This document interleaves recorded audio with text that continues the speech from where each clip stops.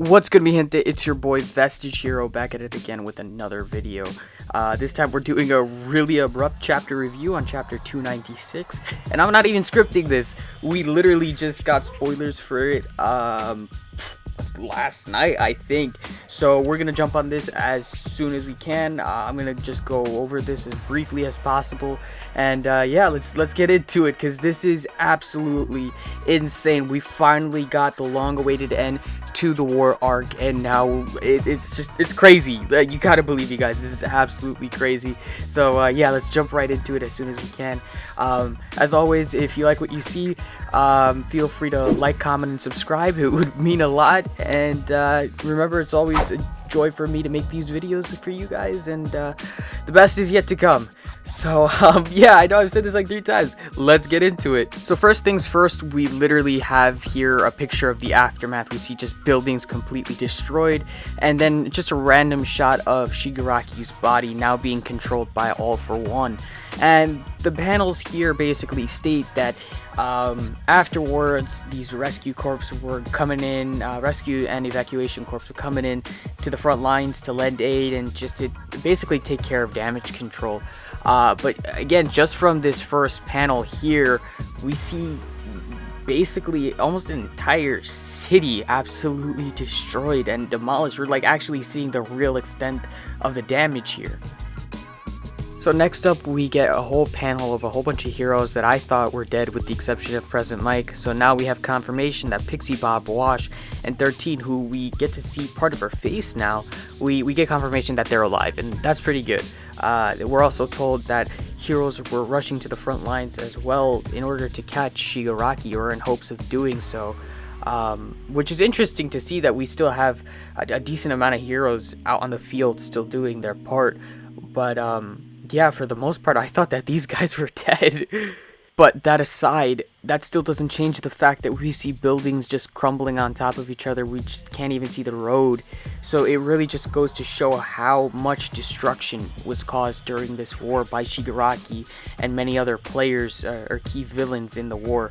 So it's incredible. We've only seen damage done like this in the All Might versus All For One fight, and then during the licensing arc or exam, when we had the disaster zone replica. But we've never ever seen anything like this. It's crazy.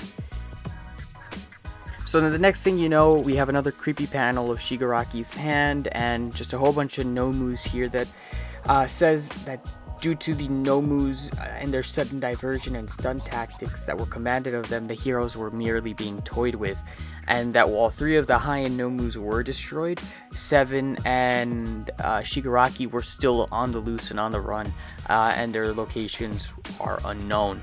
So this basically means that Shigaraki's, or All For One, and Spinner, and I don't know, and Dabi, All For One, Spinner, and Dabi, they're all on the run, or either hiding. Either way, nobody knows where they are at this point. So there's that, and that basically means that they have time to recover, and they have time to rekindle their strength. Maybe this means that All For One gets the chance to restore Shigaraki's body, to use it in a way that he sees fit, in order to use his his full quirk, the original copy or version of All For One at full strength. We don't know yet, but we do know that this could happen should they decide to do it. As for the next couple of panels that we have, they're literally in regards to all the villains captured. In this first one that you're seeing, the only hero that we have on scene is Edgeshot, and we're told that Gigantomachia and Compress, along with, in this next panel, Redestro, Trumpet, and Getten were all taken into custody. And it's interesting to see this shot, because Getten seems like he's stuck in the wall or ice. Cement tosses on the ground, seemingly with like a piece of ice piercing him, and it's a very devastating sight to see. And then we're also told that more Paranormal Liberation Front members were taken into custody as well, in the basement, where they were essentially prepping before this fight actually went down. So moving on into this next panel, we're told that over 16,000 members of the PLF were arrested. However, 132 were missing because of Makia's stampede. And then we're also told that any conspirators or anybody who aligned with the PLF were overpowered and taken into custody. So we see those two heroes there that pretended to be heroes, but they were actually members of the PLF, like for real, for real. Unlike Hawks, who was just undercover. In the next panel, we just have a whole bunch of rescue crews panicking because they can't find Toga, and from here we just see all these buildings on fire. They're on top of each other. We got cars all over the place and just people yelling and screaming for help, and it just goes to show the utter devastation caused by both Shigaraki and Makia. Again, I can't tell if this was because of Shigaraki's decay attack or Makia's stampede, but both of them are responsible for this in one way or another. To further emphasize the absolute devastation that's going on here, we see just a whole bunch of rubble falling on this kid and his sisters trying to help him out. And then Uraraka and Froppy come to the rescue, but they're only left with more devastation around them, and Uraraka really gets to shine as a hero here. I'm really glad that Horikoshi gave her some time in the spotlight, because we just see her saving a husband's wife and a whole bunch of other people and their families, and unfortunately she's then greeted to the sight of absolute rubble and destruction as a hero contemplates whether he should get a new job, because he's just absolutely mortified about what he's seeing. You know, he can't take it. It's intense. He says it's a mistake.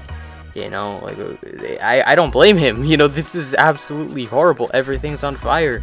Everything's destroyed, and yeah, it's scary. It is absolutely scary. I do not blame him for thinking that way. Honestly, we almost see the same traumatized look in Uraraka's face. We see her eyes just widen, her hair down, and just her face is totally sweaty and it has blood on it. And I don't blame her. She's usually this goofy ball of joy, and now to see all of this at such a young age, she's just mortified as well. And honestly, if I could, I would give that girl the biggest, warmest hug I could muster, and I would thank her for being such an exemplary hero, because she does manage to put smiles on people's faces. But to see even her just taken aback by all of this, it's so difficult for me to read and see as the reader. So this is heavy, to say the least.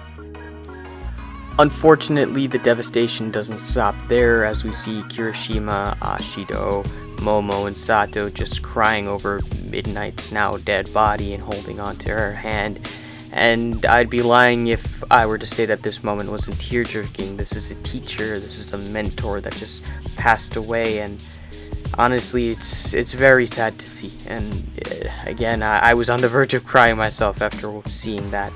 However, we get a little bit of tidbit of information stating that Shigaraki had died, and that the shock that appeared to have awakened him wasn't even strong enough to do so, and Exilus even stated that it wasn't strong enough. He didn't even feel it. So according to this panel, the only reason why Shigaraki revived himself was through the dreams that he had and his animosity. But honestly, I don't know if we can take it at face value, but I do theorize that All For One was able to easily take over his body because of the fact that he had already been left weak, and it was just easy for another presence to take over his body, thanks to the fact that, you know, his grip on his consciousness was weak as it was due to being under this procedure. So in this next panel, we get a list of all the heroes that passed away, again, such as Midnight, Exilus, Crust, and Native, and I'm pretty sure that those are the only ones I recognize here just off of the top of my head. So the emotional value or impact isn't really there. in the sense that we don't really know these random heroes, but it exists with Midnight because she was a UA staff, because she was a mentor to our protagonists, and also because of the fact that I know her backstory, as it's stated in Vigilantes with Aizawa's backstory and Present Mike's, and now Kurogiri, before he turned into Kurogiri. So it's definitely sad to see. I didn't want any of the UA people to die, but she did, and I'm sure she will be avenged by her students. Moving on, we then see what I predicted with Reaper in regards to Endeavor. You have a whole bunch of people here who are questioning Endeavor's origin, and they're saying if it's true that this is going to be a big problem for Endeavor. And people were coming out as skeptical of him and saying that even during the time that he was the number 2, they thought that he was shady, and they're questioning him, especially now that he is the number 1 hero. And in this next panel, we see Izuku just absolutely destroyed. We see Endeavor just destroyed as well, and they're out for the count, at least for now. And you just have more people's thoughts going over their images, just saying that Endeavor better explain. However, we do have 2 kids that Shoto taught during his remedial licensing exam that believed in him and were saying, hey, 5 weenies said everything was going to be all right, so we'll might as well believe him. So that was nice to see that people still have faith in him. So in this next panel, we get the moment that fans have been theorizing for like ever, and we're taking over to the Tartarus prison where there are emergency lights on, emergency fog lights on, and the waters are choppy, and All For One sits there and he says, I feel it. It's slightly outside of expectations, but soon enough. And the next thing you know, we are taken to the next panel where we see Shigaraki, Spinner, and Dabi listening to All For One inside of Shigaraki mock the heroes and mock Shigaraki within him, and order the Nomus to free his main body from Tartarus prison. So we are now looking at a prison break arc. It is official, boys. We are here, and that's where the chapter ends. So now we are literally at the climax of the story. The final battle is about to begin, and personally, I never felt that the Paranormal Liberation War arc would be the final arc. However, now we know that All For One has this giant plan. We're seeing it unravel before us, and now we know that he just wanted to use Shigaraki's body, and he's going to break himself out of prison, and he's possibly just going to transfer himself into Shigaraki completely or something. I don't know. Or maybe there'll just be 2 All For Ones ruling. It's going to be crazy. But the fact of the matter is that the villains have broken society. They've done exactly what they wanted to accomplish, even if it was just kept to a couple of cities or just this large city. But they made their impact on the world, and the worst is yet to come at this point. So I don't know, guys. This was heavy for me to read. Honestly, I just want everything to go back to some version of normality, but I don't think that's gonna happen anytime soon. I think literally the entirety of Japan, if not the world, now rests on Deku's shoulders. And again, hopefully he can get his arms repaired by Eri now that she has the ability to do so. But otherwise, our boy's gonna need to train really hard, because we already know that All For One is on the rise, and that he is going to come back, and he's going to come back hard. So yeah, this is a lot to cover. Again, I apologize for any lack of quality within this video. I just wanted to jump on this as soon as possible. My friend Reaper is also doing the same thing. So we found out the spoilers dropped last night, early this morning today. We jumped on it as soon as possible. So hopefully, you guys enjoyed this video, even if it was a bit rushed and I didn't have as much time to edit it, because usually I do these scripted and I edit them, but this one I just wanted to get it done and out of the way and out there as soon as possible, for you guys to see and just to get the news out there. So if you guys have any theories of your own as to what All For One's agenda is, feel free to comment that down below. And as always, if you've made it this far into the video, consider yourself an official Vestige. All you have to do to lock it in is hit that subscribe button. As always, guys, it's been a pleasure, and I guess I'll see you in the next one. That's all from me. Have a blessed day. Bye-bye.